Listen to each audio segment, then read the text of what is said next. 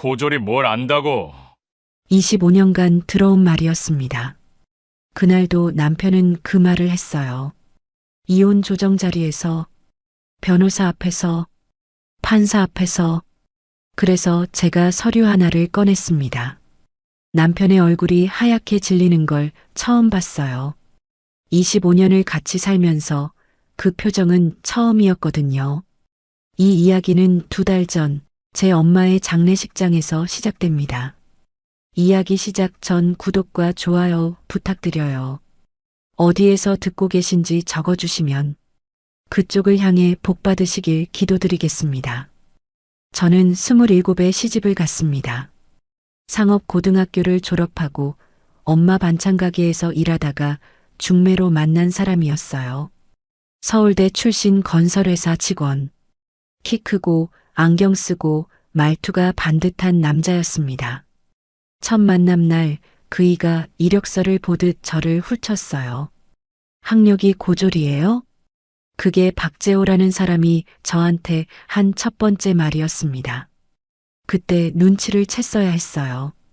그 사람한테 저는 처음부터 부족한 사람이었다는 걸. 그런데도 결혼을 했습니다. 엄마가 그러셨거든요. 순영아, 저 사람이 너한테 잘해줄 거다. 배운 사람이니까 점잖을 거야. 엄마도 몰랐어요. 배운 것과 점잖은 것은 전혀 다른 거라는 걸. 시댁에 처음 인사를 간 날을 아직도 잊을 수가 없습니다. 시어머니 한명자 여사는 거실 소파 한가운데 앉아서 저를 위아래로 훑어보셨어요. 마치 시장에서 생선 고르듯이.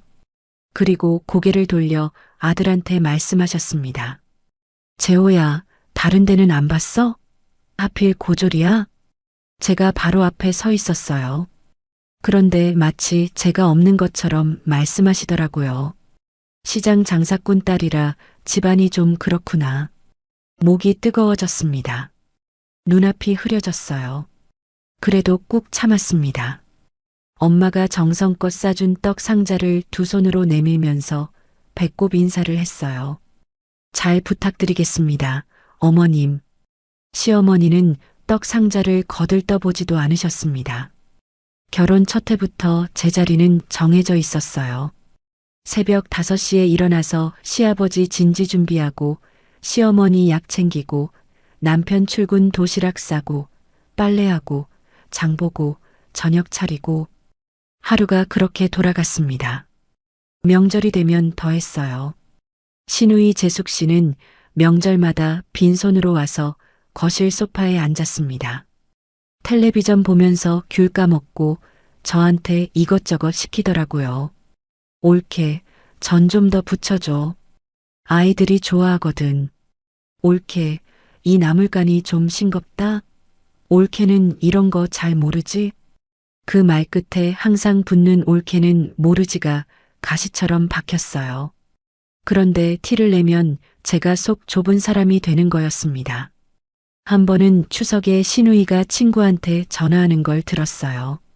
우리 옳게? 아, 고졸이야, 고졸.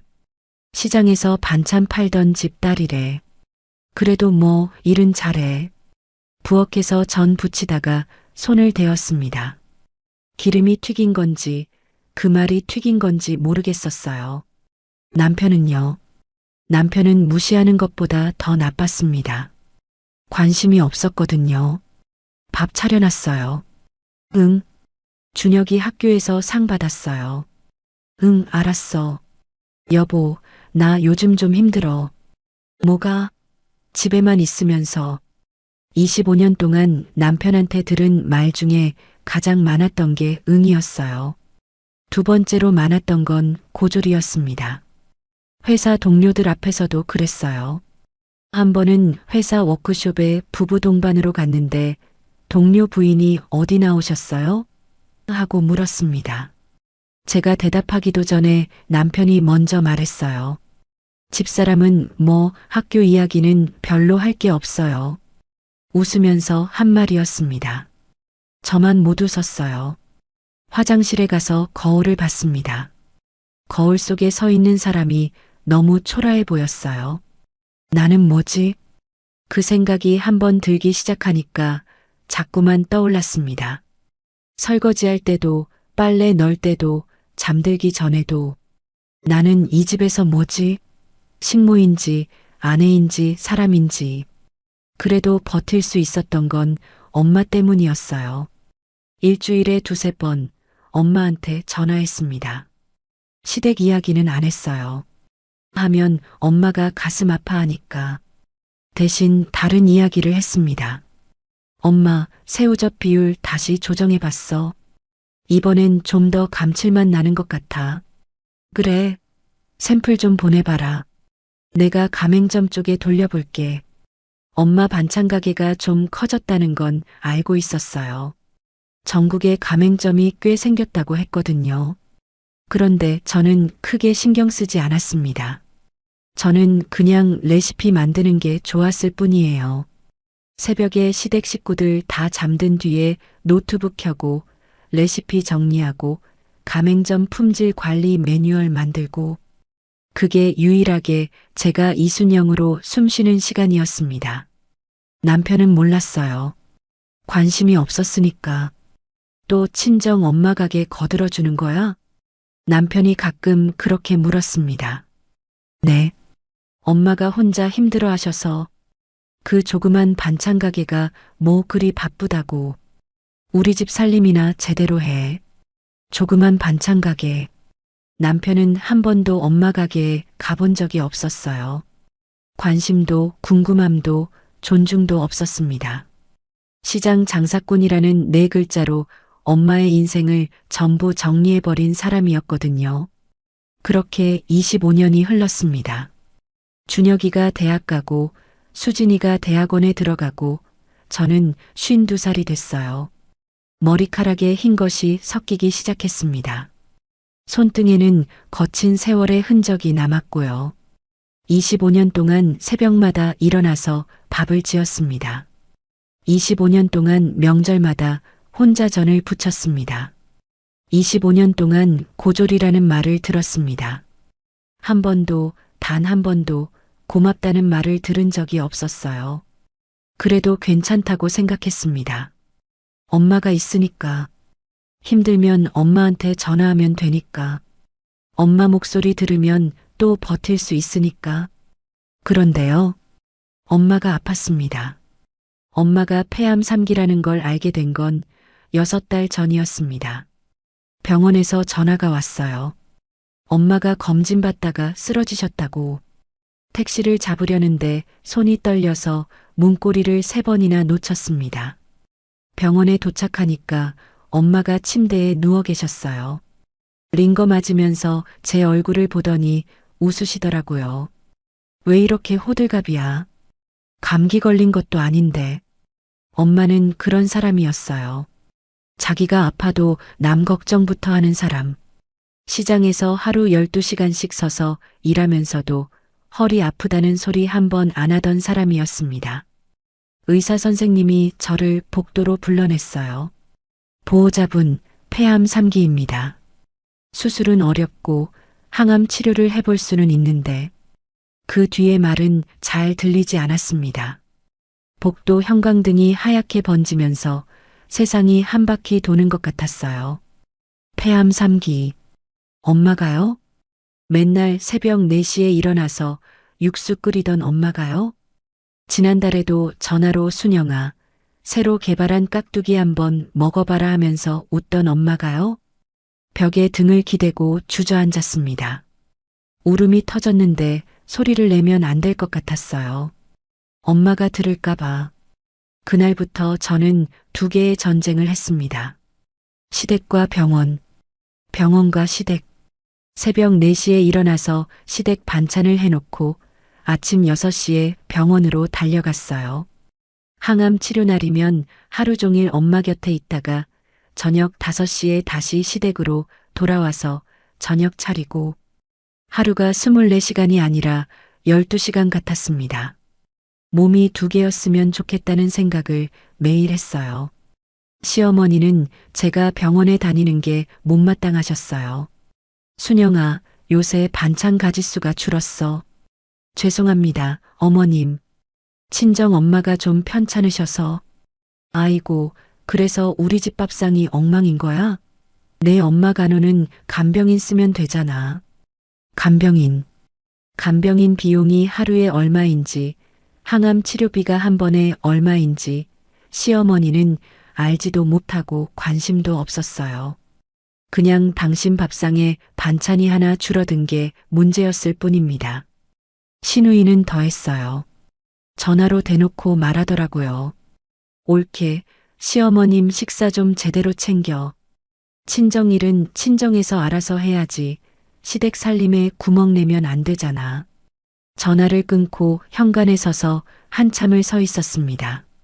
신발장 거울에 비친 제 얼굴이 낯설었어요. 눈밑이 까맣고 볼이 꺼져 있었습니다. 이게 나인가? 남편한테 한번 말해봤어요. 용기를 내서 결혼하고 처음으로. 여보, 엄마가 많이 아파. 항암 치료비가 좀 필요한데. 남편이 텔레비전에서 눈을 떼지 않고 말했습니다. 장모님 병원비까지 우리가 내야 해? 장모님 가게 수입으로 하면 되잖아. 가게가 요새 좀 어려워서. 거짓말이었어요. 가게가 어려운 게 아니라 엄마가 병원에 누워 계시니까 제가 관리를 못하고 있었던 겁니다. 하지만 진짜 사정을 말할 수는 없었어요. 시댁에 사업 이야기를 하면 안 된다고 엄마가 그렇게 신신당부하셨으니까. 남편이 리모컨을 내려놓으면서 한숨을 쉬었습니다. 이순영 씨, 솔직히 말할게. 장모님 시장 반찬 가게에서 뭐가 나온다고. 우리가 부자야? 우리도 준혁이 결혼 자금 모아야 하고 수진이 대학원비도 있는데. 그 말에 할 말이 없었어요. 아니, 할 말은 있었습니다. 산더미처럼. 하지만 입이 열리지 않았어요. 이 사람한테는 내가 아무리 말해도 안 되는구나. 처음으로 그 생각이 확실해진 날이었습니다. 엄마의 항암 치료비는 제가 냈습니다. 엄마 이름으로 된 사업 수익금에서요. 남편은 몰랐고 시댁은 당연히 몰랐어요. 알 필요도 없었습니다. 병원에 갈 때마다 엄마는 저한테 미안해 하셨어요. 순영아, 내가 이렇게까지 안 해도 돼. 엄마 무슨 소리야. 내가 안 하면 누가 해. 그래도 시댁에서 눈치 안 줘? 괜찮아. 신경 쓰지 마. 거짓말이었습니다. 괜찮지 않았어요. 하지만 엄마 앞에서는 항상 괜찮은 척 했습니다. 엄마도 저한테 항상 괜찮은 척 했고요. 우리 모녀는 서로한테 괜찮은 척 하는데 25년을 썼어요.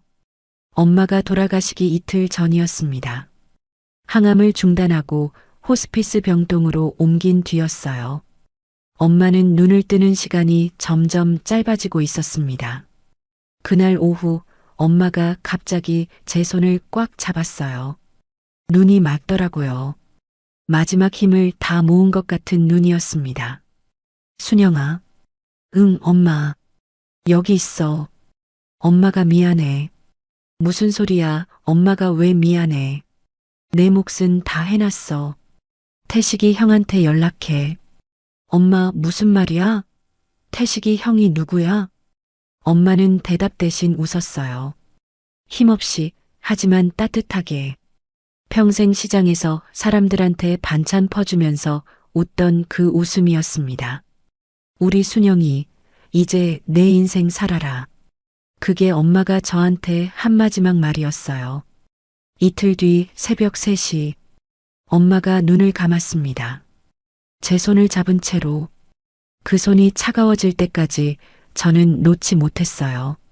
놓으면 정말 끝일 것 같았거든요. 병실 창문으로 해가 떠오르고 있었습니다. 엄마 없는 첫 번째 아침이었어요. 세상에 이렇게 조용한 아침은 처음이었습니다. 엄마 장례식은 제가 혼자 치렀습니다. 아니, 혼자는 아니었어요. 수진이가 와줬거든요. 대학원 시험 기간이었는데 전화를 받자마자 KTX를 탔다고 했습니다. 엄마, 내가 왔어.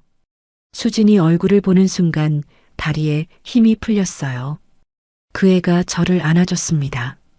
24살짜리 딸한테 안겨서 우는 52살 엄마. 꼴이 말이 아니었을 거예요. 하지만 그때는 그게 중요하지 않았습니다. 준혁이는 회사 일이 바빠서 첫날 저녁에야 겨우 왔어요. 와서 영정 사진 앞에 절 한번 하고 제 어깨를 한번 두드리고 다음날 아침에 다시 서울로 올라갔습니다. 섭섭했지만 내색은 안 했어요. 아들이니까. 바쁜 거 이해하니까. 남편은요. 남편은 장례식 첫날 2시간 늦게 왔습니다. 양복을 빳빳하게 다려입고 오더니 부의금 봉투를 접수대에 톡 놓고 조문객처럼 절 한번 하고 구석에 앉아서 핸드폰만 만졌어요. 남편이 아니라 먼 친척 같았습니다. 시어머니는 오지 않았어요. 시누이도요. 시어머니한테 전화를 드렸을 때 들은 말이 아직도 귀에 남아 있습니다. 시장 장사꾼 장례식에 내가 왜 가? 재호 보내면 됐지.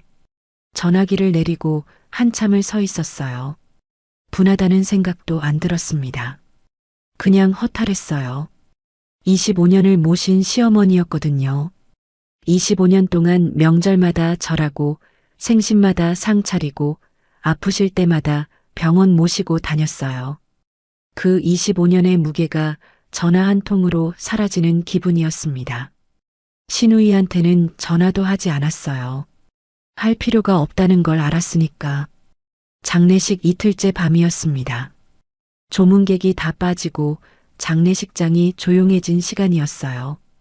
수진이는 엄마 영정 옆에서 꾸벅꾸벅 졸고 있었고 저는 휴게실에 앉아서 커피를 마시고 있었습니다. 차가운 자판기 커피였어요. 손이 시려서 종이컵을 두 손으로 감싸쥐고 있었습니다. 그때 남편이 들어왔어요. 넥타이를 풀고 양복 상의를 벗어 팔에 걸치고 서류 봉투를 하나 들고 있었습니다. 얼굴이 이상했어요. 평소에 무관심한 얼굴이 아니라 뭔가 결심한 사람의 얼굴이었습니다. 이순영 씨, 순영 씨, 여보도 아니고 당신도 아니고 이순영 씨. 그 호칭을 듣는 순간 가슴이 싸늘해졌어요. 무슨 말이 나올지 직감했거든요. 아니, 직감이 아니라 몸이 먼저 알았습니다. 남편이 서류 봉투를 테이블 위에 올려놓았어요. 봉투 안에서 서류를 꺼내더니 제 앞으로 밀었습니다. 이혼 신고서, 위자료 3천만 원, 재산 분할 없음, 양육권 해당 없음 자녀 성인. 깔끔하게 타이핑된 서류였어요. 준비한 지 오래된 거라는 게 한눈에 보였습니다. 커피가 든 종이컵을 놓지 못했어요. 손에 힘이 들어가서 컵이 찌그러졌습니다. 미지근한 커피가 손가락 사이로 흘렀는데 뜨거운지 차가운지 모르겠더라고요. 복잡하게 하지 말고 사인해. 남편의 목소리가 담담했습니다. 마치 계약서 하나 처리하듯이. 위자료 3천이면 내 수준에선 많이 받는 거야. 내 수준.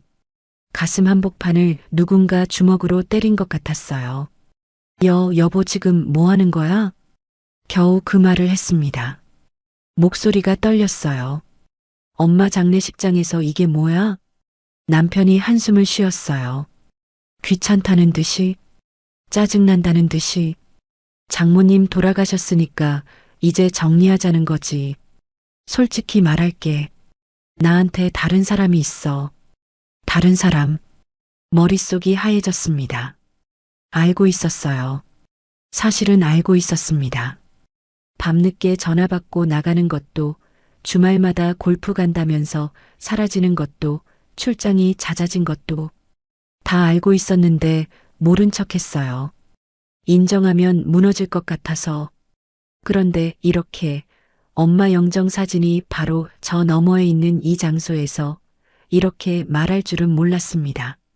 뭘 더 바라는 거야? 고졸에 가진 것도 없으면서. 그 말이 칼처럼 들어왔어요. 아니, 칼보다 더했습니다.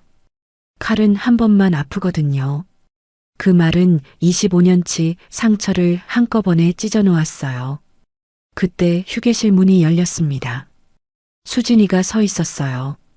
졸다가 깬 눈으로 테이블 위의 서류와 아버지와 저를 번갈아 보더라고요. 수진이의 표정이 변하는 걸 봤습니다.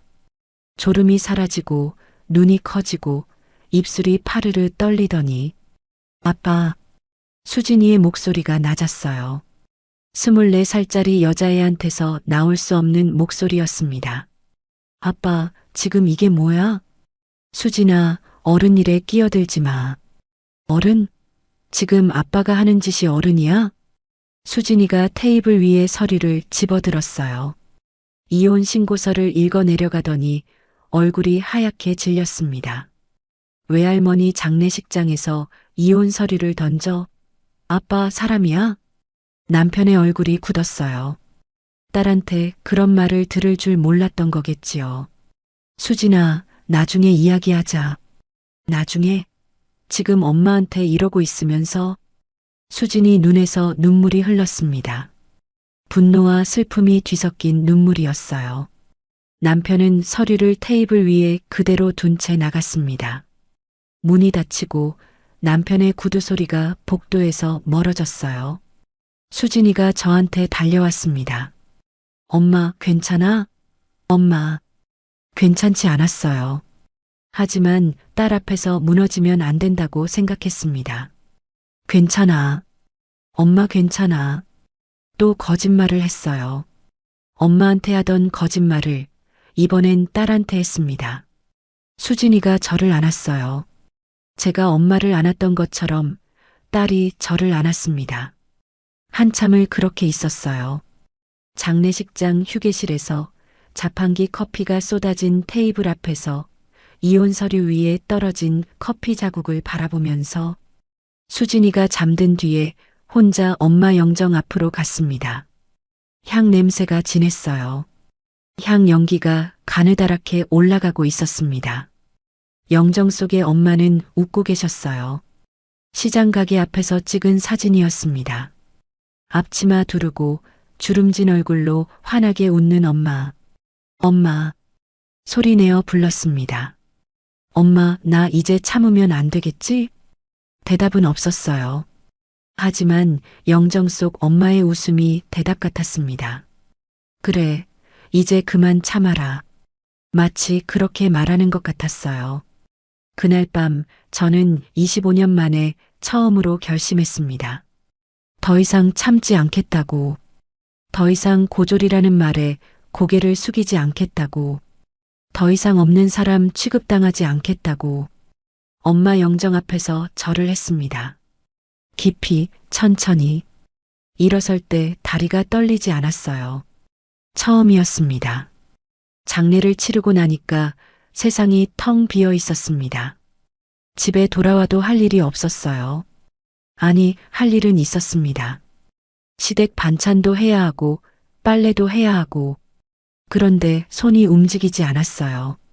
부엌에 서면 엄마 생각이 나고, 냉장고를 열면 엄마가 보내준 깍두기 통이 보이고, 소파에 앉아서 창밖만 바라봤습니다.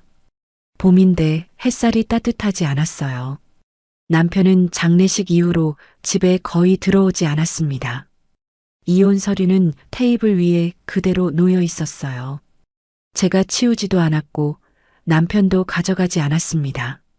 그 서류가 식탁 위에서 저를 매일 쳐다봤어요. 사인회라고 말하는 것처럼. 장례 후 사흘째 되는 날이었습니다. 초인종이 울렸어요.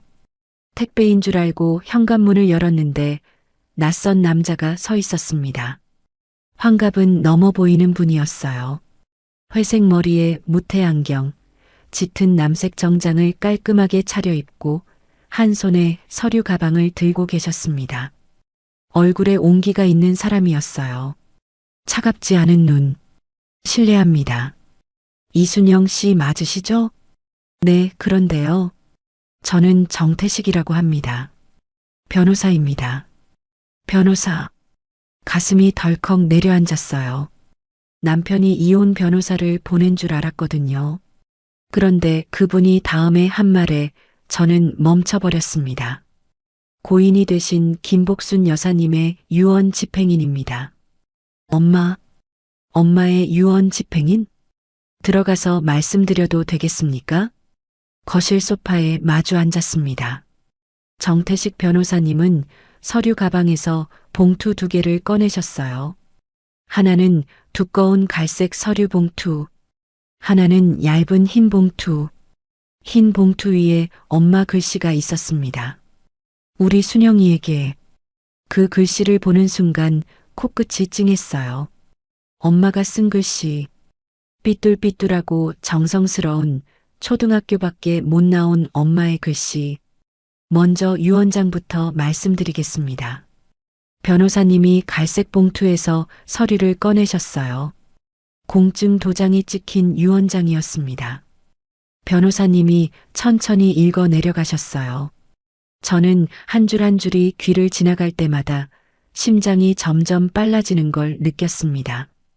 복순내 반찬 프랜차이즈 사업 지분 50%를 이순영에게, 서울 성동구 소재 상가 건물 한 채를 이순영에게, 서울 마포구 소재 상가 건물 한 채를 이순영에게, 예금 및 적금 총 15억 원을 이순영에게.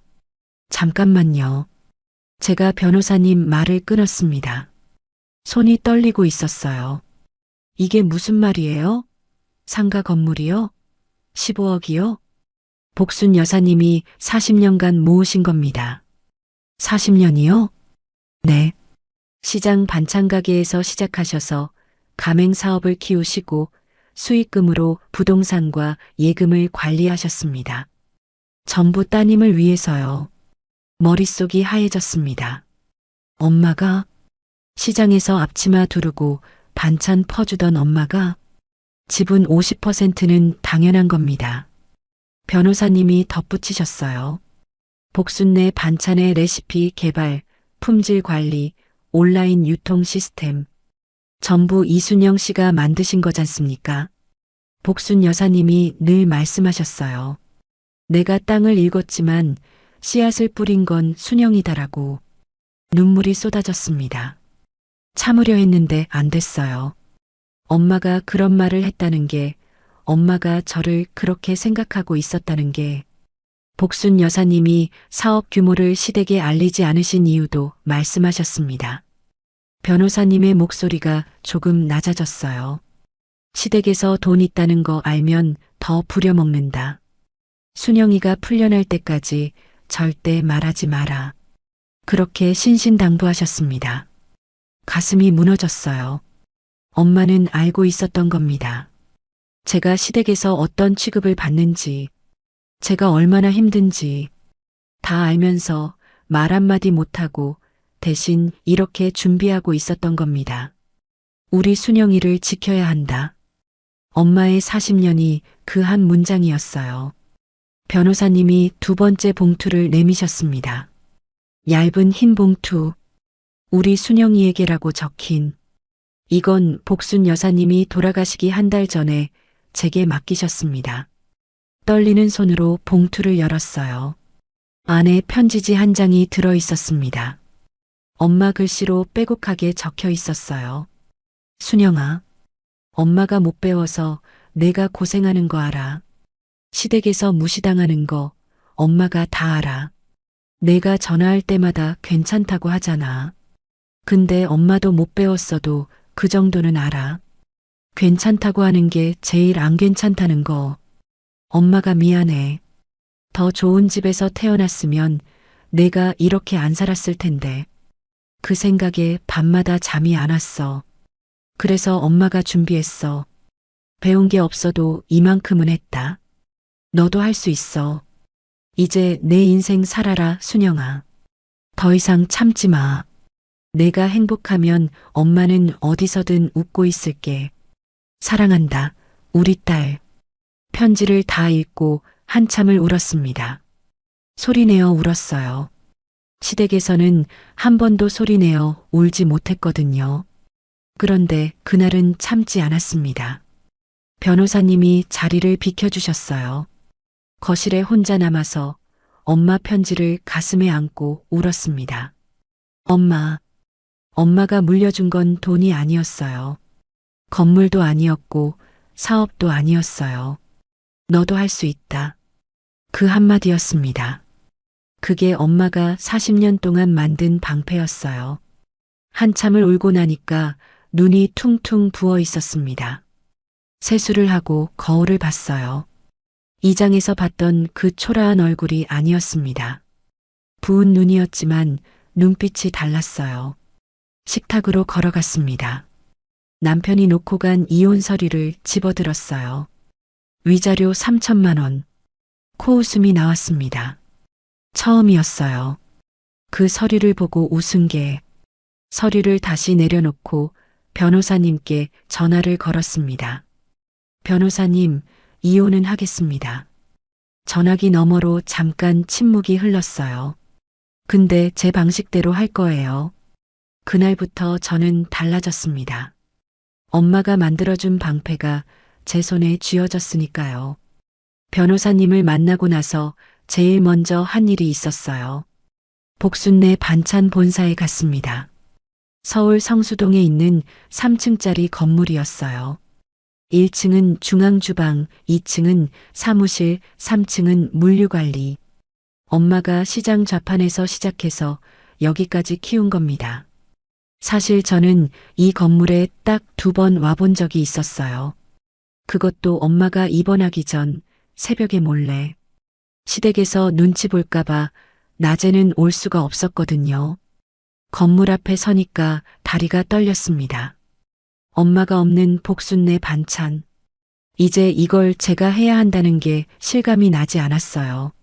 문을 열고 들어갔습니다. 직원들이 저를 보더니 하던 일을 멈췄어요. 조리실에서 국을 끓이던 아주머니, 포장대에서 밀봉하던 직원, 사무실에서 전화하던 팀장님. 다들 저를 쳐다봤습니다. 그리고 한 명이 먼저 말했어요. 사장님 따님 순영 사모님이시죠? 사모님. 엄마가 직원들한테 저를 그렇게 소개했던 모양이었습니다. 사모님 오셨어요. 한 명이 인사하니까 다른 직원들도 하나둘 다가왔어요. 고개를 숙이는 사람, 눈물을 글썽이는 사람. 사장님이 항상 그러셨어요. 우리 순영이가 천재라고. 레시피는 전부 따님 머리에서 나온 거라고. 목이 메었습니다. 엄마는 여기서도 저 자랑을 하고 다녔던 거예요.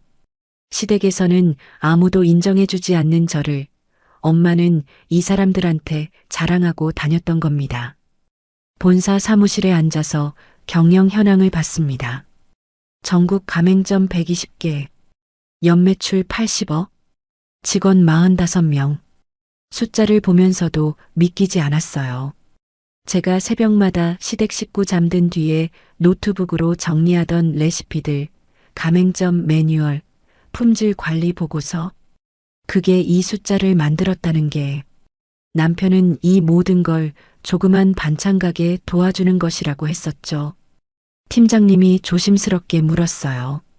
사모님, 앞으로 어떻게 하실 건지. 제가 하겠습니다.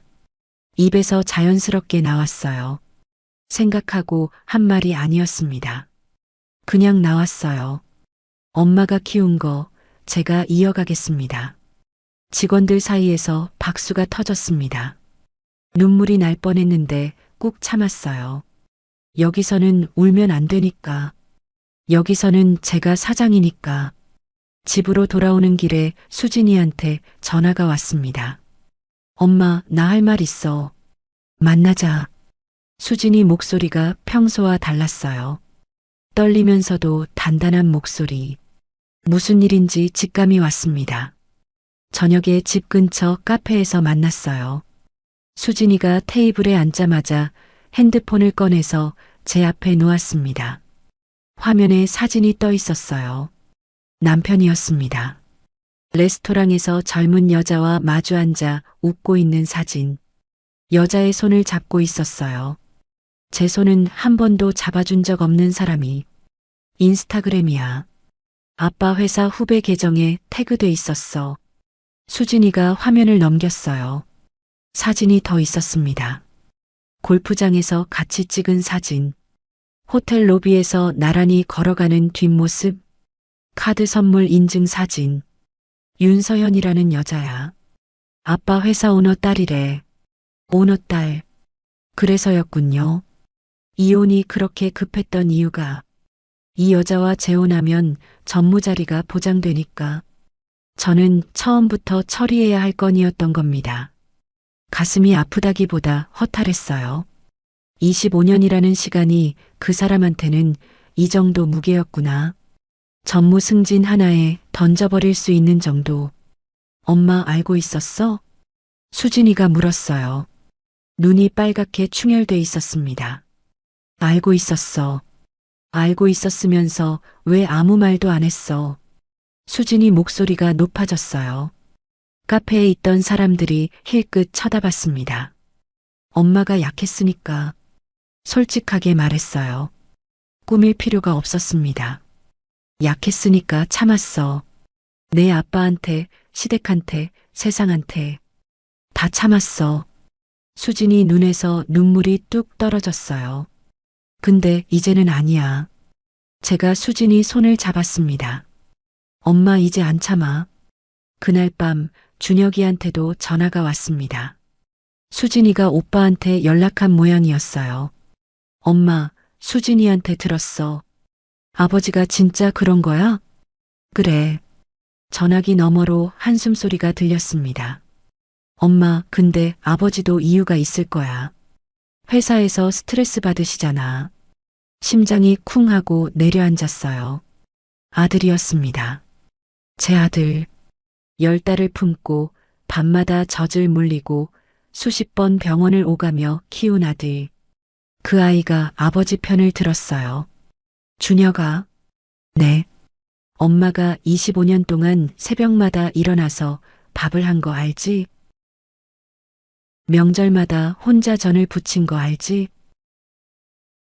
아빠가 엄마한테 고졸이라고 한 거 너도 들었잖아. 전화기 넘어가 조용했습니다. 근데 너는 아빠한테 이유가 있다고 그러는 거야? 엄마, 나는 그냥. 괜찮아.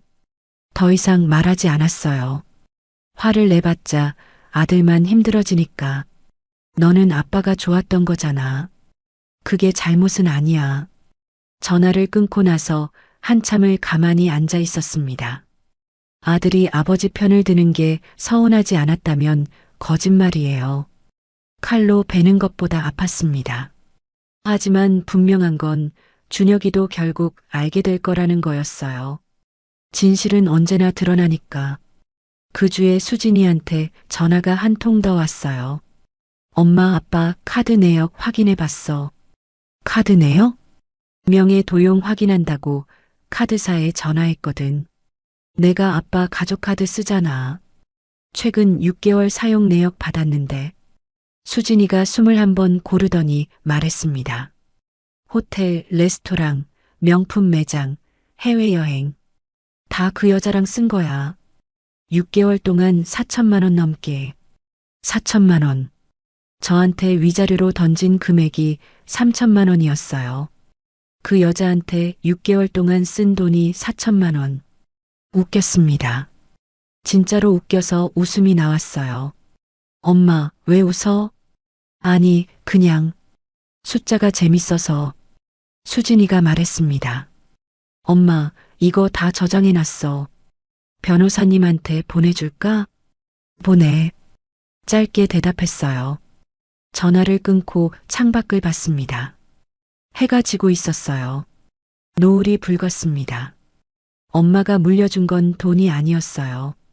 용기였습니다. 그리고 지금 제 딸이 제게 무기를 쥐어주고 있었어요. 이혼 조정 날짜가 잡혔습니다. 장례 후 정확히 한 달이 지난 날이었어요. 아침에 옷장을 열었습니다. 25년간 시댁 살림하면서 입던 옷들이 걸려 있었어요. 빛바랜 가디건, 늘어난 면바지, 소매가 해진 셔츠. 전부 순영 씨한테는 이 정도면 됐지 않은 옷들이었습니다. 그 옷들을 지나쳐서 옷장 맨 구석에 있는 걸 꺼냈어요. 엄마가 3년 전 생일에 사준 재킷이었습니다. 아이보리색 린넨 재킷. 엄마가 백화점에서 골라서 택배로 보내줬는데 시댁에서 입을 데가 없어서 한 번도 못 입었거든요. 오늘은 이걸 입기로 했습니다. 단추를 채우고 거울을 봤어요. 낯선 사람이 서 있었습니다. 아니, 낯선 게 아니라 원래 제 모습이었어요.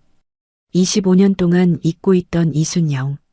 법원 조정실 앞 복도에서 정태식 변호사님을 만났습니다. 변호사님이 서류 가방을 두드리면서 말씀하셨어요. 다 준비돼 있습니다. 걱정 마세요. 네. 감사합니다. 복순 여사님이 살아계셨으면 오늘 얼마나 좋아하셨을까. 그 말에 코끝이 찡했지만 참았어요. 오늘은 울면 안 되는 날이었습니다. 조정실 문이 열렸어요. 긴 회의 테이블 양쪽에 의자가 놓여 있었고 상석에 조정관이 앉아 계셨습니다. 남편 쪽에는 남편과 여자 변호사가 이미 앉아 있었어요. 그런데 그 옆에 한 사람이 더 있었습니다. 시어머니. 한명자 여사가 검은 코트를 입고 팔짱을 끼고 앉아 있었어요. 친정엄마 장례식에는 오지 않은 사람이 이혼 조정에는 직접 왔습니다. 눈이 마주쳤어요. 시어머니가 저를 위에서 아래로 훑어보셨습니다. 25년 전 첫 만남 때와 똑같은 눈이었어요. 저는 고개를 숙이지 않았습니다.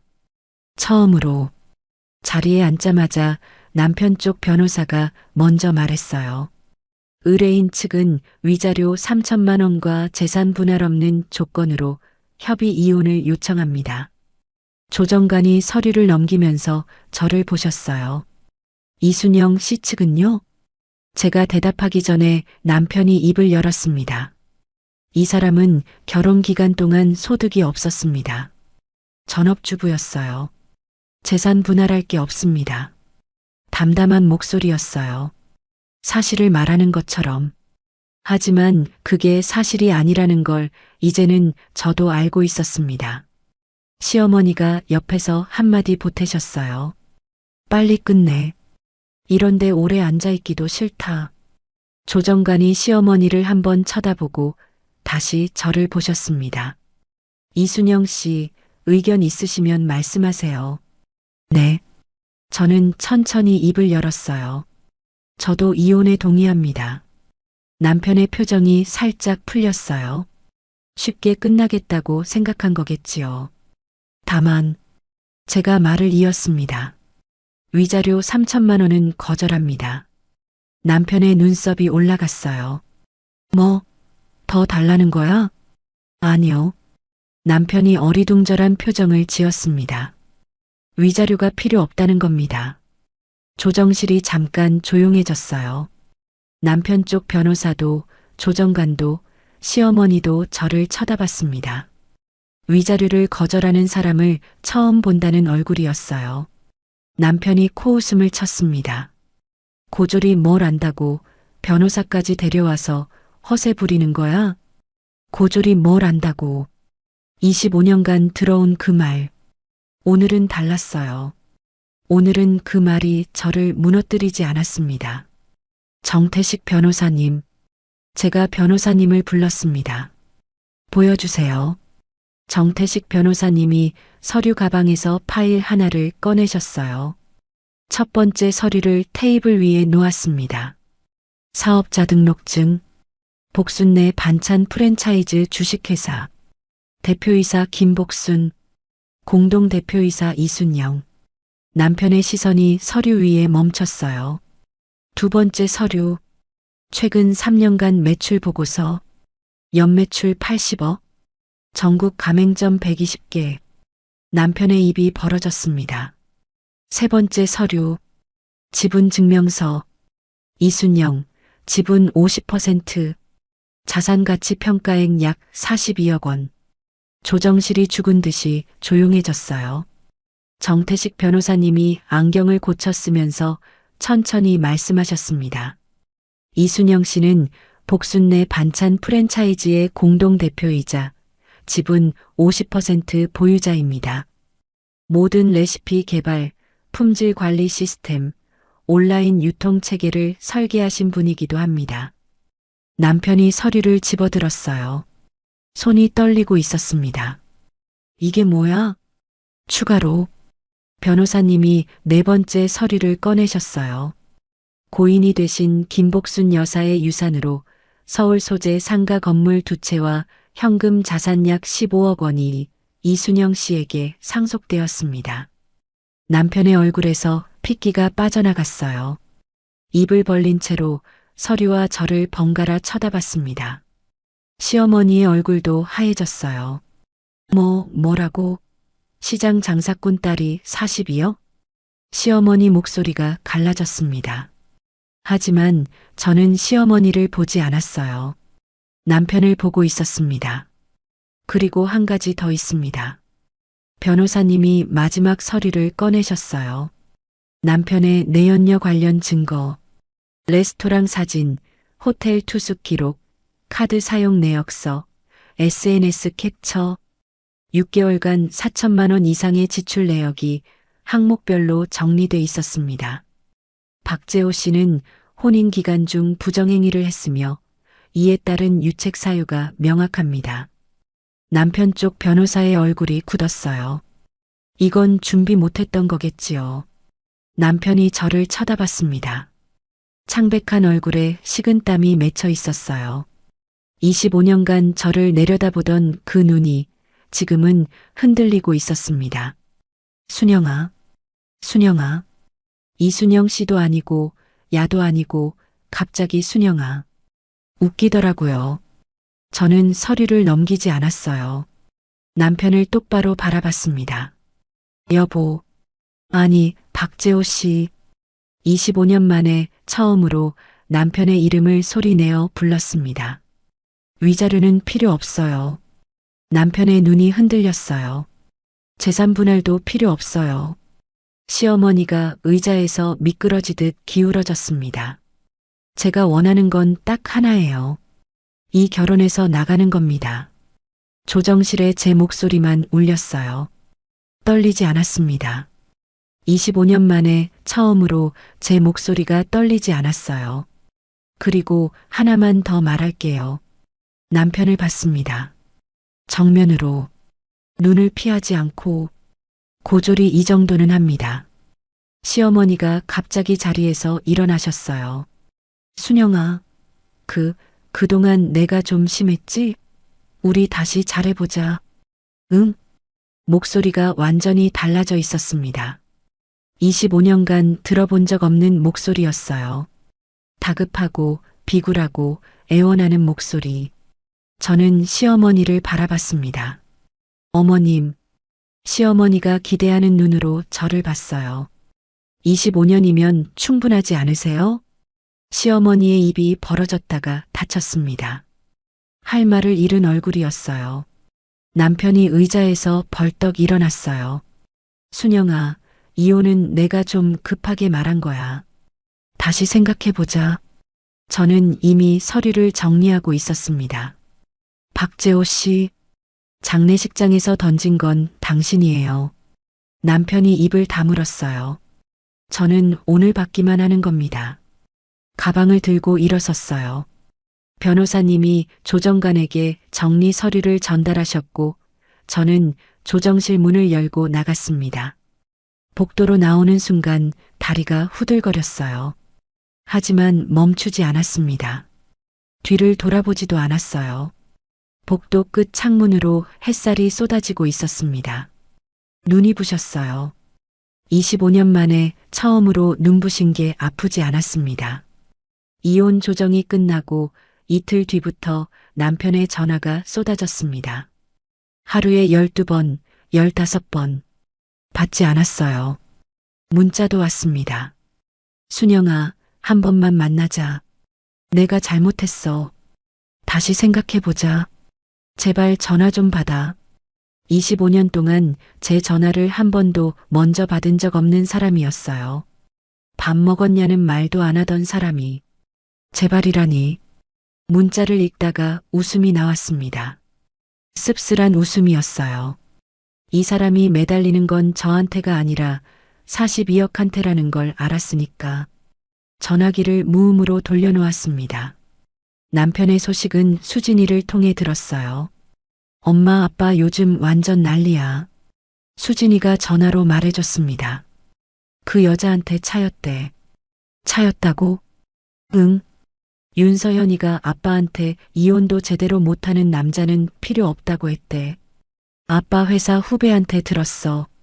그러니까 그 여자한테 저는 처리해야 할 건이었고 남편은 이혼을 성사시켜야 할 도구였던 거예요. 남편이 도구 역할을 못하니까 버린 겁니다. 가엾다는 생각이 들었어요. 분하거나 통쾌하거나 그런 게 아니라 그냥 가엾었습니다. 25년을 함께 산 사람이 그렇게 쓰이고 버려지는 꼴이.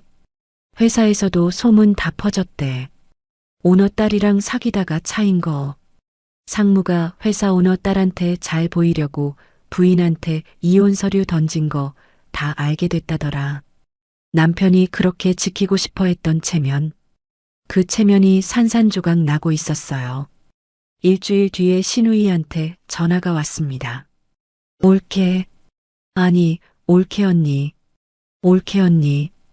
25년 동안 한 번도 들어본 적 없는 호칭이었어요. 늘 반말 섞인 올케였는데 갑자기 올케 언니라니. 나 좀 만나자. 할 말이 있어. 만나지 않으려 했는데 뭔 말을 하려는지 궁금하기도 했어요. 집 근처 커피숍에서 만났습니다. 신우이가 자리에 앉자마자 고개를 숙였어요. 올케 언니, 내가 그동안 너무 못되게 굴었어. 미안해. 놀랐습니다. 이 사람이 사과를 하다니. 올케 언니가 그렇게 대단한 사람인 줄 몰랐어. 진짜로. 아, 그 한마디에 다 보였어요. 사과의 이유가. 있잖아, 올케 언니. 우리 남편이 요새 치과가 좀 안 되거든. 혹시 복순내 반찬 쪽에서 뭐 납품 같은 거 연결해 줄 수 있을까? 역시. 그러니까 사과가 아니라 영업이었던 겁니다. 50년 동안 변하지 않은 사람이에요. 이 신우이는. 재숙 씨. 제가 커피잔을 내려놓으면서 말했어요. 사과는 고마워요. 신우이가 기대하는 눈으로 쳐다봤습니다. 근데 사업은 사업이에요. 거래처는 품질로 정하는 거지 인연으로 정하는 게 아닙니다. 신우이의 표정이 굳었어요. 그리고 재숙 씨. 응? 미안하다는 말은 뭔가 필요할 때가 아니라 진짜 미안할 때 하는 거예요. 신우이가 입을 벌렸다가 닫았어요. 25년 동안 올케는 이런 거 모르지? 하던 사람이 할 말을 잃었습니다. 자리에서 일어나면서 커피값을 계산대에 놓았어요. 신우이 목까지. 마지막 신우이 값이었습니다. 시어머니 소식도 들려왔어요. 수진이가 전해줬습니다. 할머니가 아빠한테 난리래. 매일 전화해서 내가 미쳤지. 그 며느리를 왜 내쫓아? 이러신대. 웃기지 않아요? 25년 동안 고졸 며느리라고 시장 장사꾼 딸이라고 무시하던 시어머니가 이제 와서 며느리 편을 드는 거예요. 아니, 며느리 편이 아니라 42억 편이었겠지요. 시어머니가 남편한테 한 말이 걸작이었어요. 배운 거 많다고 자랑하더니 네가 한 게 뭐야? 돈 벌어온 건 며느리였어. 25년간 그 며느리를 짓밟은 건 누구였는데. 씁쓸했습니다. 통쾌하기보다는 씁쓸했어요. 시어머니한테도 신우이한테도 남편한테도 이 사람들의 기준은 처음부터 끝까지 돈이었구나 싶으니까 저를 무시한 것도 돈이 없어서였고 저한테 매달리는 것도 돈이 있어서였고 이순영이라는 사람 자체를 본 적이 한 번도 없었던 겁니다. 그 주 일요일 오후 현관 초인종이 울렸어요. 문을 열었더니 준혁이가 서 있었습니다. 아들이었어요. 양손에 과일 봉지를 들고 고개를 푹 숙이고 서 있었습니다. 엄마, 준혁아 웬일이야? 들어가도 돼? 거실에 마주 앉았어요. 준혁이가 과일 봉지를 테이블에 올려놓고 한참 동안 말이 없었습니다. 손을 무릎 위에 올려놓고 고개를 숙이고 입술을 깨물고 있었어요. 엄마, 응, 미안해. 목소리가 갈라졌어요. 내가 못났어. 아버지 편만 들었어. 수진이한테 다 들었어. 아버지가 한 짓도, 엄마가 그동안 뭘 했는지도. 준혁이가 고개를 들었습니다. 눈이 빨갛게 충혈돼 있었어요. 엄마가 새벽마다 일어나서 밥한 거, 명절마다 혼자 전 부친 거, 할머니한테 무시당한 거. 나는 다 보고 있었으면서 모른 척했어. 목이 메었습니다. 그때 아버지한테 이유가 있을 거라고 한 거, 내가 진짜 나빴어. 준혁이 눈에서 눈물이 떨어졌어요. 27살 아들이 엄마 앞에서 울고 있었습니다. 저도 눈물이 나왔어요.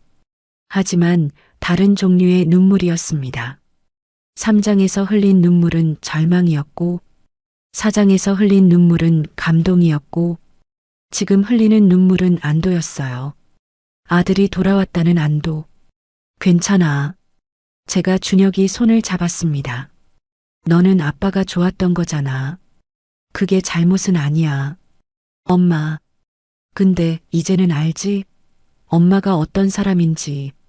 준혁이가 고개를 끄덕였어요. 알아. 이제 알아. 그 한마디에 25년치 서운함이 녹았습니다. 전부는 아니에요. 하지만 많이. 이혼이 최종 성립된 건 그로부터 2주 뒤였습니다. 법원에서 서류를 받아들고 밖으로 나왔어요. 이혼 확인서. 박재호와 이순영의 혼인 관계가 종료되었음을 확인함. 서류를 접어서 가방에 넣었습니다. 손이 떨리지 않았어요. 25년 만에 처음으로 제 손이 안 떨렸습니다. 법원 계단을 내려가는데 바람이 불었어요. 4월 바람이었습니다. 봄바람이 이렇게 따뜻한 줄 처음 알았어요. 이혼 후 첫 번째로 한 일이 있었어요. 복순내 반찬 본사에 갔습니다. 사무실 2층 대표이사 자리. 엄마가 앉던 의자였어요. 책상 위에 엄마 사진이 있었습니다. 시장 가게 앞에서 앞치마 두르고 웃고 있는 엄마. 그 옆에 액자 하나가 더 있었어요. 저를 업고 있는 젊은 시절의 엄마. 제가 3살쯤 됐을 때 사진이었습니다. 팀장님이 서류 한 장을 들고 왔어요. 사모님, 대표이사 변경 등기 서류입니다. 서명만 해주시면 됩니다. 서류를 펼쳤어요. 대표이사 변경 김복순 이순영. 펜을 들었습니다. 잠깐 멈칫했어요. 이 이름을 쓰면 진짜 시작이었습니다.